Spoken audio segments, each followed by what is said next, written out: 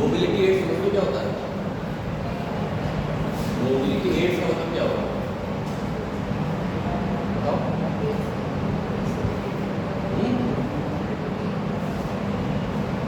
Mobility ads थोड़ा सा जो डालो दिमाग में समझ आ जाए क्या हो सकता है। वॉकिंग का हेल्प करना कैसे? मूवमेंट एड्स का मतलब क्या होता है? मोबिलिटी तो मूवमेंट हो गया ठीक है, एड्स का मतलब क्या है? एड्स AIDS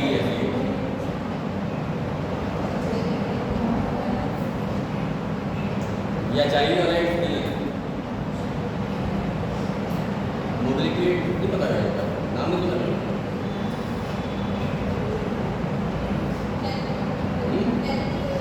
हेल्प करना। मोबिलिटी एड्स मतलब मोबिलिटी में जो हेल्प करते हैं, असिस्ट करते हैं, वो होते हैं एड्स, है ना।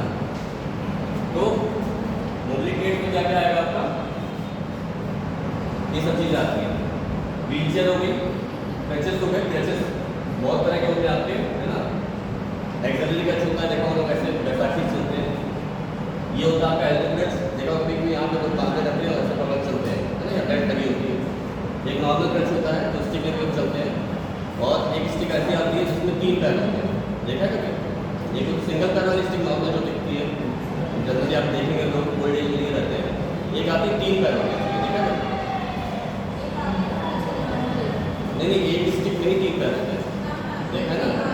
हाँ, एक आगे ऐसे ट्राइपॉड बोलते हैं, ठीक है। वो कहाँ यूज़ करते हैं? पेशेंट के साथ। कोई पैरालिटिक केस है या किसी को पैर में दिक्कत है, एक्सीडेंटल है, फ्रैक्चर हुआ है, सर्जरी हुई, तो वहाँ पर लोग यूज़ करते हैं। ये होता है ट्राइपॉड, ठीक है, 3 पैर वाला। उसके 4 पैर होते हैं, वो होता है क्वाड्रिपॉड, ठीक है। तो ये हम लोग कहाँ यूज़ करते हैं? किसी को जब बैलेंस की दिक्कत होती है, अगर किसी को पैरों में वेट नहीं देना है, तो उस केस में हम लोग इस तरह के क्रचेस यूज़ करते हैं। और जिसको हल्का सपोर्ट चाहिए वहाँ पे सिंगल स्टिक 1 पैर वाली देते हैं, ठीक है। ये होते हैं फ्रेम आपके। फ्रेम का हम लोग यूज़ करते हैं जब पेशेंट के पैरों में ज़्यादा दिक्कत होती है, वो स्टिक से नहीं चल सकता है, तो हम लोग फ्रेम लेते हैं। फ्रेम मतलब चौड़ा पौधा लेके क्या चलते हैं उसको ना। तो फ्रेम की कई तरह के होते हैं आपके। एक होता है फिक्स होता है, जिसमें खाली क्या है, खा कर रखोगे आगे, पैर बढ़ाओगे, फिर रखोगे, पैर बढ़ाओगे, ठीक है। एक होता है, क्या होता है? व्हील वाला, ठीक है। उससे क्या बोलते हैं? रोलेटर।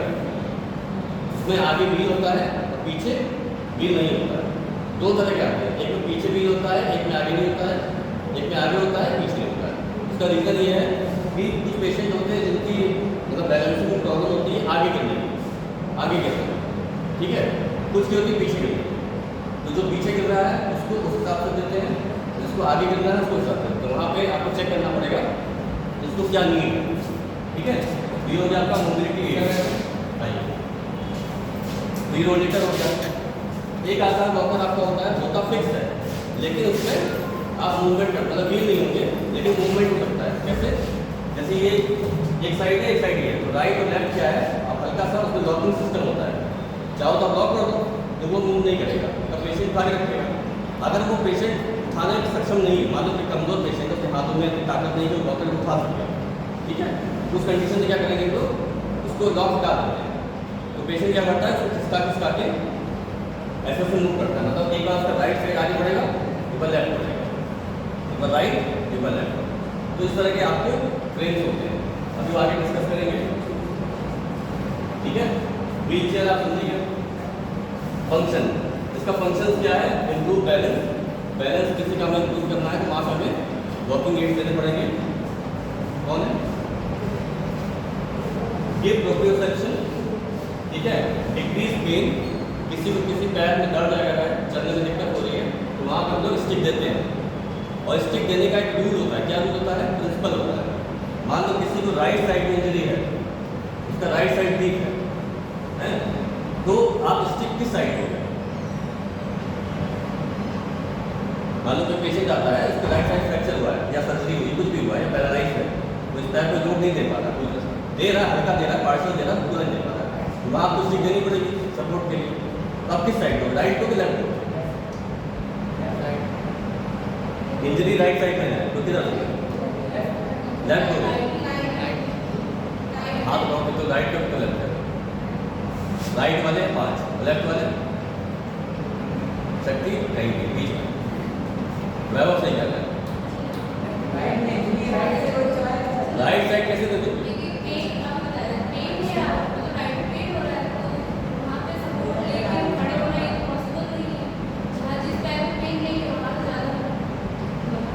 उसका एक तरीका होता है, इससे देते हैं। देखो यहाँ पे स्टिक नहीं बना, चल के दिखा था आपको। स्टिक का पैटर्न होता है, देखो मेरे पैर में चोट लगी है, सपोज करो इस पैर में चोट लगी, ठीक है, तो स्टिक में इस पैर में दूंगा, स्टिक को मैंने वेट दिया, अभी पैर में कैसे उठाऊंगा? उठा पाऊंगा? ये पैर मेरा वीक है, इसको मैंने स्टिक ले ली, अब मैं कैसे उठाएंगे? ठीक है, दिमाग में यही आता है कि इसी साइड नहीं, क्योंकि ये पैर में चोट लगी है, वीक है, पर इसके अपोजिट होता है। अब देखो इस पैर में चोट लगी है, आप इस टाइप से क्या किया, स्टिक को आपने बढ़ाया, ठीक है, फिर क्या किया आपने, हल्का सा ये पैर ऐसा रखा और स्टिक पे वजन देके ये इकट्ठा कर दिया। ये स्टेप होता है, समझे क्या? देखो अपोजिट साइड, इस साइड चोट लगी है, ये पैर मेरा वीक है, स्टिक मैंने बढ़ा रखा है, पहले क्या करेंगे, पहले स्टिक रखेंगे, ठीक है, उसके बाद क्या करेंगे, पैर को हल्का उठाएंगे, फिर स्टिक पे वजन देके इकट्ठा कर देंगे। क्या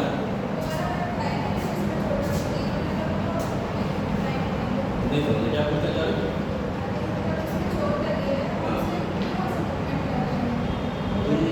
मूवमेंट करो उस पर, पार्शियल वेट तो दोगे ना उस पर।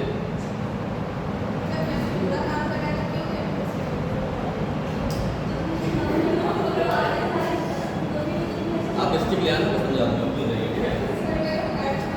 डिक्रीज पेन, पेन को कम करने के लिए reduce weight bearing on injured और इन्फ्लेम्ड स्ट्रक्चर, यहाँ देखा ना, reduce weight bearing on injured और इन्फ्लेम्ड स्ट्रक्चर, जो इंजर्ड है या इन्फ्लेमेशन जहाँ पे है उस पर वेट कम जाए, इसलिए ऐसा करेंगे। Compensate for week muscles, scan the immediate environment, ठीक है। कंपनसेट फॉर वीक मसल मतलब कि जो वीक मसल्स है उसको कंपनसेट कर लेगा स्टिक, इसलिए हम लोग देते हैं। सिलेक्शन क्या हुआ, stability of the patient, patient की स्टेबिलिटी कैसी है उसके अकॉर्डिंग हमें सिलेक्शन करना है कि हमें क्या लेना है, सिंगल स्टिक लेनी है, क्वाड्रीपॉड लेना है, ट्राइपॉड लेना है, वॉकर लेना है ना, या एक्सिलरी कर लेना है, तो आप पेशेंट की स्टेबिलिटी के हिसाब से डिसाइड करोगे कि पेशेंट की स्टेबिलिटी कितनी है।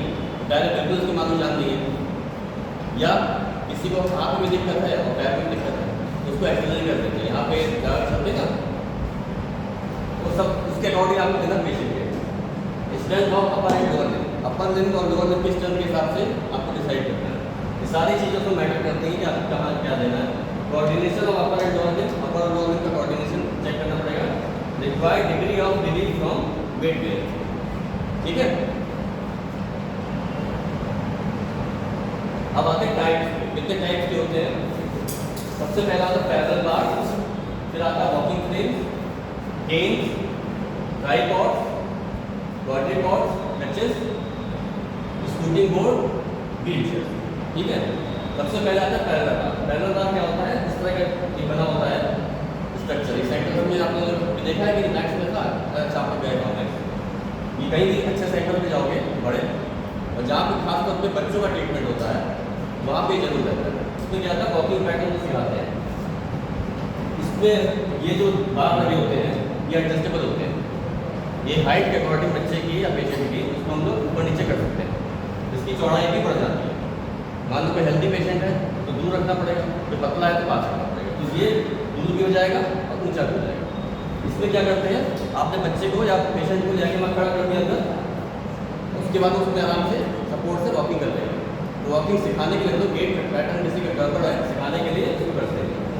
ये अभी यहाँ पे बना नहीं, बीच में एक इसमें डिवीज़न लगा देते हैं एक बीच में, लेकिन बच्चे होते हैं या बड़े होते हैं तो जो कहता है सीजरिंग गेट होता है, चल रहे पैर से आपको टकरा रहा है तो क्रॉस मारते हैं, वो होता है आपका स्पास्टिक केस।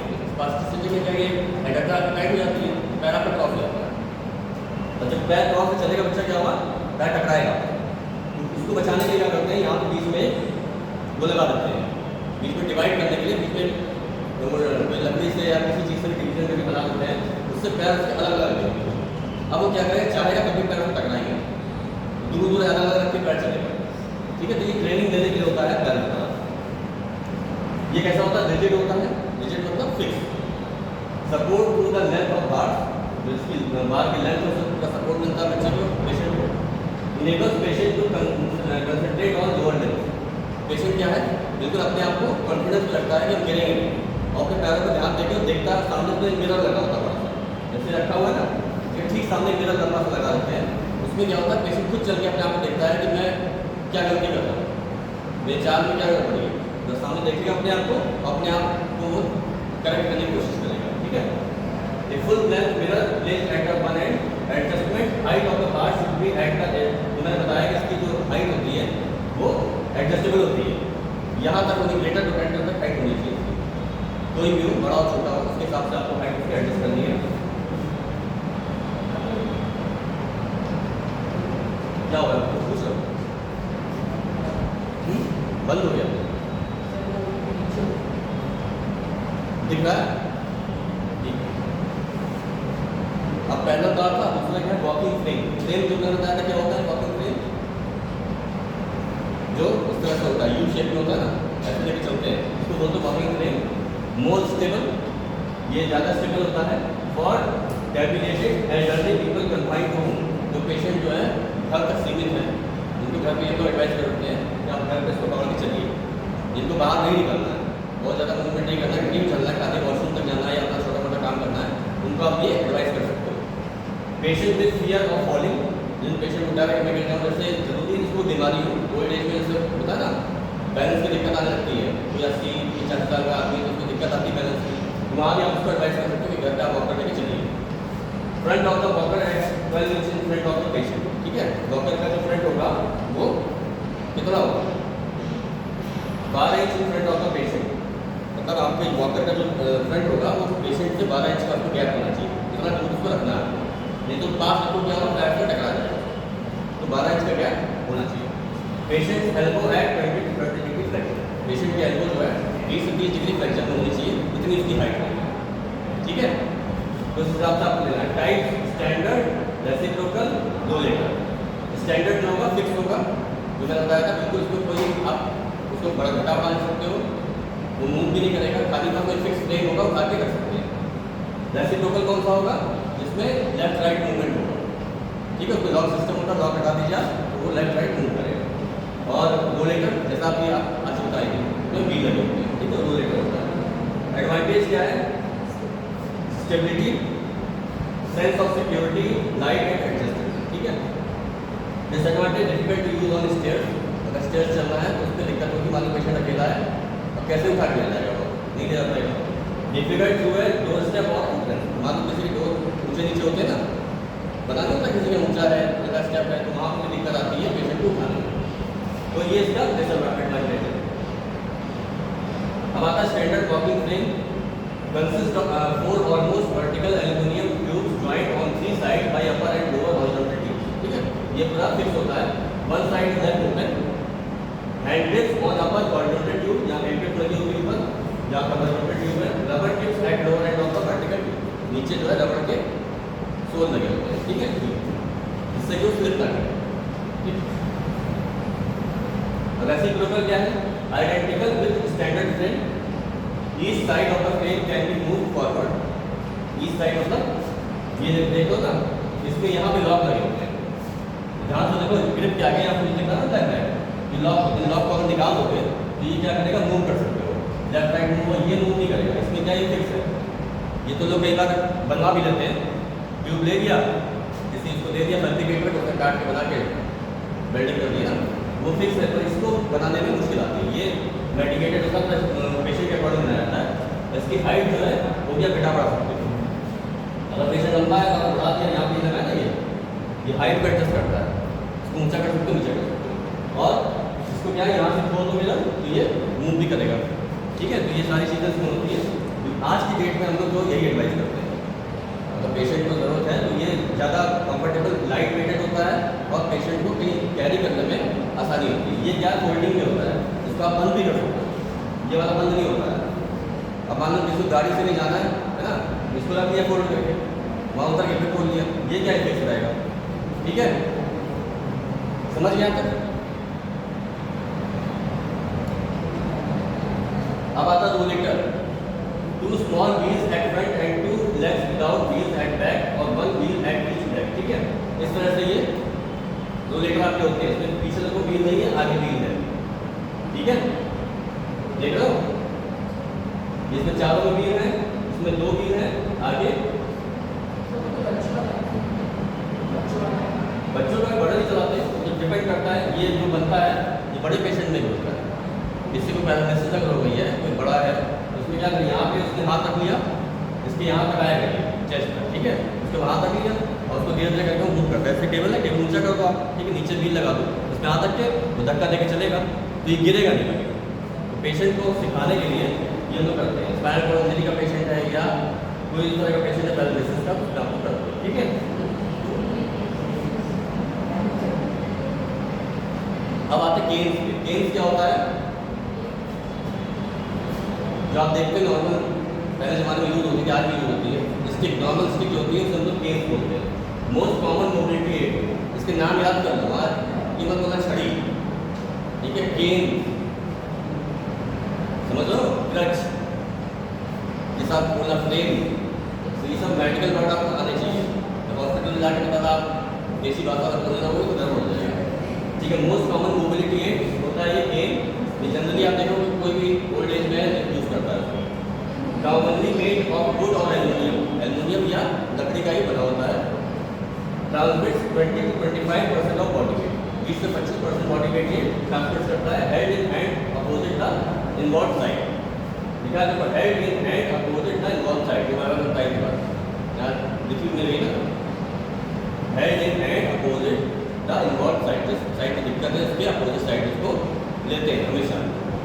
कंपल्स इंक्रीज, और ये बात आपको पता होनी चाहिए, नहीं तो कई बार जब आप लोग कंफ्यूज हो, पेशेंट कंफ्यूज होता है, कहता है दिक्कत तो मुझे इस साइड में है, आप इस साइड पकड़ा रहे हो, उसको एक्सप्लेन करना, समझाना है कि हम क्यों पकड़ा रहे हैं, नहीं तो सोचे आपको पता ही नॉलेज नहीं है, गलत छोड़ दो, राइट में लगे पकड़ा लेफ्ट में, उसके लिए आपको पूरा एक्सप्लेन करना पड़ेगा हम क्यों पकड़ा रहे हैं, क्योंकि लॉजिक क्या है, ठीक है।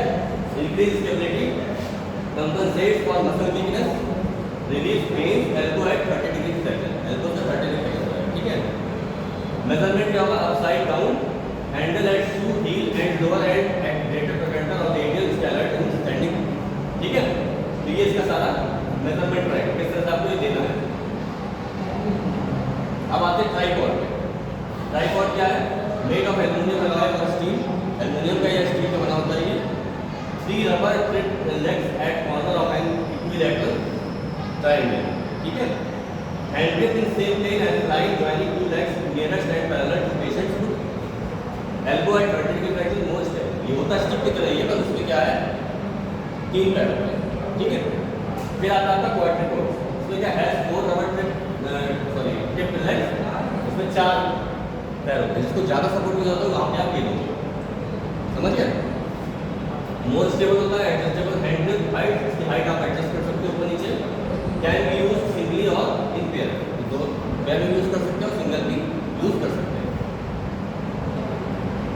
अब नेक्स्ट आता है क्रचेस। क्रचेस क्या है, the patient's ability to use crutches depends on sense of balance, correct selection and adjustment of crutches, strength of the muscle, good vision, correct stance, pattern of gait, ठीक है, and B side. ये क्या है, सारा कुछ आपका depend करता है पेशेंट की नीड के ऊपर, कैसे पेशेंट को नीड है उसके अकॉर्डिंग आपको देना है। पहला आता है एक्सिलरी क्रच। एक्सिलरी क्रच कौन सा होता है, जो यहाँ से हम लोग देखा आप लोग लगा के चलते हैं, इस तरह पकड़ते हैं, यहाँ पर कंधे पर लगाए रहते हैं ना, देखा होगा, उसको एक्सिलरी क्रच से बोलते हैं कि एक्सिला जाके वो फिक्स हो जाता है। Consist of double upright joint at top, by crutch back, a hand tip and rubber tip at lower end, ठीक है, इस तरह का स्ट्रक्चर होता है, इसमें यहाँ ऊपर क्रच बैक लगा होता है, ये हैंड टिप होती है बीच में, और नीचे रबर लगी होती है, इससे कि वो स्लिप ना करे, चलो ठीक है। ये लेफ्ट एडजस्ट करने के लिए यहाँ पे बटन लगे होते हैं, उसको दबा के आप लेफ्ट को छोटा बड़ा कर सकते हो पेशेंट के अकॉर्डिंग, इस तरह से चलते हैं। ये तो देखा होगा आपने, कॉमन बहुत दिखता है लोग ऐसा देखेंगे। Support up to 80% of body weight, ये जिसको बहुत ज़्यादा जरूरत है, बॉडी वेट पूरा आपको ट्रांसफर करना है, वहाँ पर देते हैं 80%। Use when crutch walking commence when non weight bearing on one lower limb is indicated, ठीक है। More stable though cumbersome to use, patient can release a hand grip and use that hand for other purpose, ठीक। Types of exercise, इसके भी types होते हैं, adjustable होता है, permanent होता है और फिक्स होता है। ये वाला है परमानेंट, ये एडजस्टेबल नहीं है, ये फिक्स रहेगा। ये आपका एडजस्टेबल है, ठीक है, वो होता है ऑटो, समझिए।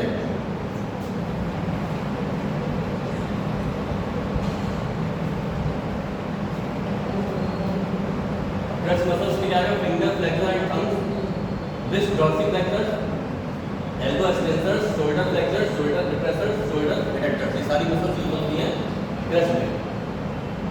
मेजरमेंट क्या रहेगा इसका, हाइट कितनी होगी, height minus 16 inch from apex of axilla to lower margin of medial मैन्युलर, from anterior to fold to 6 inch in front and lateral to 50। यहाँ से पैर से इसके 6 इंच का गैप रहेगा, 6 इंच आगे रहेगा, ये इसका देने की तरीका होता है, समझ रहे हो। वैभव शक्ति बहुत अच्छी आगे क्या होता है, from anterior axillary fold to bottom edge of shoe heel in supine position, from tip of medial finger to olecranon of opposite, ठीक है। इस तरह से इसकी पोजीशन आप डिसाइड करेंगे। एडजस्टमेंट क्या होता है, position patient in standing and wearing shoes, पेशेंट को खड़ा रखना है और वो शूज पहने होगा, crutch under each arm, palm of hand on hand grip, ठीक है, पाम जो होंगे हैंड ग्रिप पे होंगे, tip of the touches 6 inch in front and lateral to tip of toes, 6 inch का गैप होगा आगे और साइड में, जिससे कि वो पैर में टकराए। Checking overall length, 3 fingers between anterior axillary fold and axillary clutch, slide clutch extension to correct length, checking hand grip position, palm on top of the hand grip and wrist in 90 degree flexion, dorsiflexion, elbow in 30 degree flexion with shoulder at rest, move the hand grip to the correct position after removing uppermost wing nut and bolt, ठीक है। check elbow is in 30 degree flexion,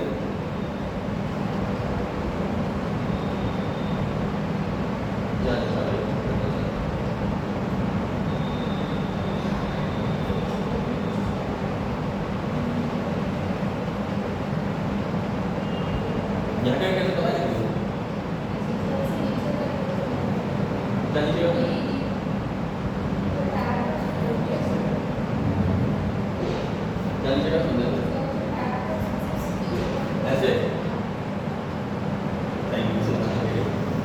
tight है, nut and bolt, नट और bolt का वो tight है।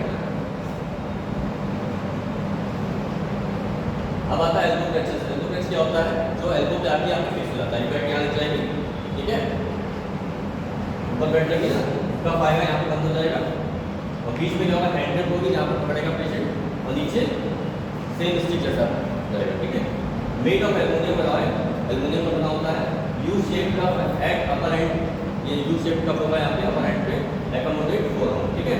Rubber और plastic covered hand grip होगी, उसके बाद rubber tip at lower and adjustable है, सब कुछ सेम होगा, खाली ऊपर यहाँ पे आके एक कप बना होगा यहाँ फिक्स कर देंगे, जिससे कि पेशेंट को चलने में आसानी होगी। देख लो इस तरह का होगा। Transmit 40 to 50% of body weight, less cumbersome, more stable than walking stick, ये इससे ज़्यादा स्टेबल होगा आपका वॉकिंग स्टिक से।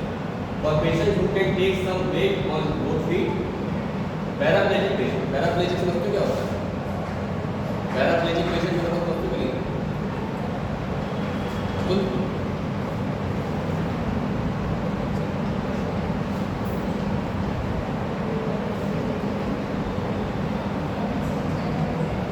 नहीं,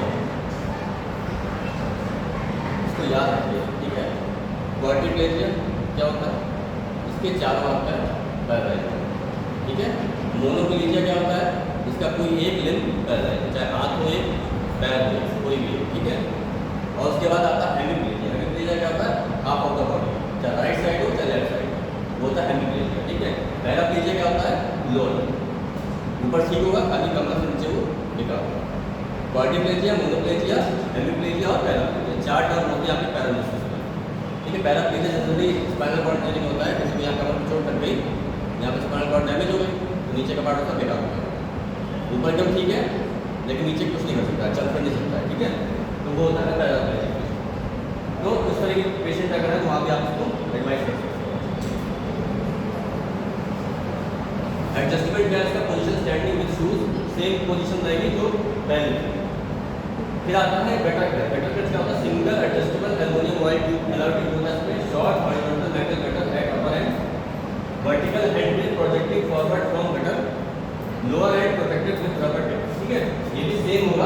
खाली ऊपर से एक वेक्टर शेप का प्रोसीजर वो बना होगा जिसमें कि आप उसका हाफ पेशेंट का रख सकते हो।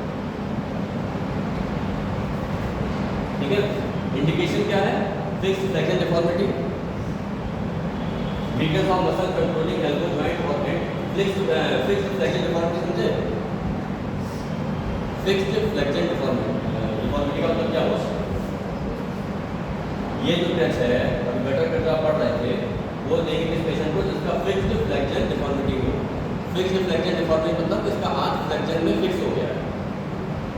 फिक्स्ड फ्लेक्शन डिफॉर्मिटी मतलब डिफॉर्मिटी हो गई, यहाँ पे फ्रैक्चर हुआ, मान लो कुछ चोट लगी वो हाथ उसका जाम हो गया, तब वो हाथ सीधा कर नहीं सकता है, वो कोई कैटेगरी यूज नहीं करता है, स्टिक यूज नहीं कर सकता, हाथ भी सीधा नहीं हो सकता, तो उसको ये दिया जाएगा कि हाथ उसका ऐसी पोजिशन रहेगा और ऐसा वो चलेगा।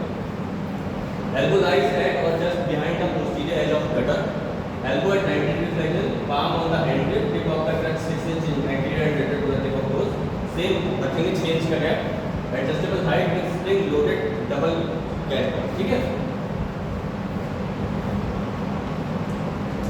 अब इसमें एक्सेसरीज क्या क्या लगती है क्रच में आपकी?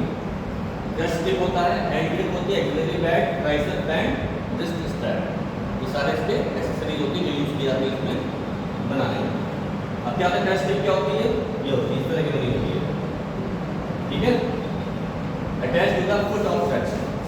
ये देखा होगा आप लोगों ने अक्सर कुछ सामान होता है घरों में भी, जैसे आपके घर में कोई फोल्डिंग हो या फिर एक चीज़ उसमें भी टेबल हो नीचे लगा होता है ना रबड़, उसी टाइप से उसमें लगा होता है। ये ग्रिपिंग का काम करता है। चेयर पर भी लगा होता है, कई बार तो वाली चेयर है पाइप वाली, उसमें लगा होता है।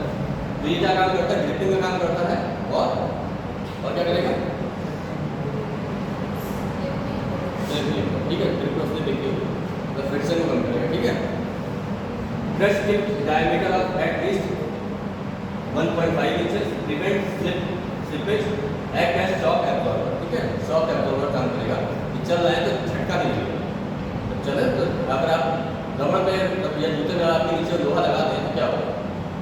जैसे स्लीपर के नीचे लोहे का कोई लगा दें, मुझे लगा दें, चलोगे कैसा होगा? जितना चलोगे उतना ज़्यादा पैरों में चोट लगेगी, दर्द होगा। या हार्ड स्लीपर पहनते तो दर्द होता है पैरों में, इसीलिए होता है। तो इसका काम क्या होता है? ये शॉक एब्जॉर्बर, जब मतलब सोल जो मोटे होते हैं, स्पोर्ट्स शूज पहनते हैं तो और एक लेदर शूज पहनते हैं, दोनों डिफरेंस आता है ना, वही काम इसका है। क्या करेगा? Prevent slippage, act as shock absorber. ठीक है, tight suction crutch tip, snow boot crutch tip, मतलब इस तरह के कई टाइप के होते हैं। Rain guard crutch tip, small crutch. ठीक है, इस तरह के कई तरह की इसकी वैरायटी होती है। जैसी जहाँ नीड होती है वहाँ इसको हिसाब से लगाया है। अब आता है हैंड ग्रिप किस तरह की होती है? Sponge pad to relieve pressure. इसका जो ये दिख रहा है इसके अंदर स्पंज होती है, जिससे कि हाथ में उसके दर्द ना पेशेंट की can be modified to accommodate a stiff और deform hand, can increase the girth with rubber sponge. ठीक है, इसको गर्थ उसकी बढ़ा सकते हैं रबर के बीच में स्पंज लगा के। अगर किसी को मतलब ज़्यादा चाहिए, गर्थ पता नहीं पकड़ पा रहा है, ग्रिप नहीं कर पा रहा है, वहाँ तो उसको हम गर्थ उसकी बढ़ा सकते हैं, ऊंचाई उसकी बढ़ा सकते हैं। ठीक है, फिर आता है axillary pad made of sponge rubber, prevent under pressure over nerve and vessel. जब प्रेस लगा के चल रहा है अगर वो लकड़ी का होगा या लोहे का होगा तो क्या उसके यहाँ दर्द होगा ना, यहाँ पे एक्सिलरी नर्व आपकी एक्सिलरी आर्टरी सब निकलती है। अगर दर्द यहाँ चलेगा तो डैमेज कर देगा, मतलब काफ़ी बेकार हो जाएगा। तो वहाँ पे मेड ऑफ स्पंज रबर इसलिए लगाते हैं जिससे कि ये पार्ट उसका सपोर्टेड है। Prevent under pressure over nerve and vessel. Tricep band क्या होता है? मेटल और stiff leather and attached to upper part of crutch, helpful for those with tricep weakness. This system क्या होता है? लेदर और plastic for weak wrist extensors, assist in holding the hand grip.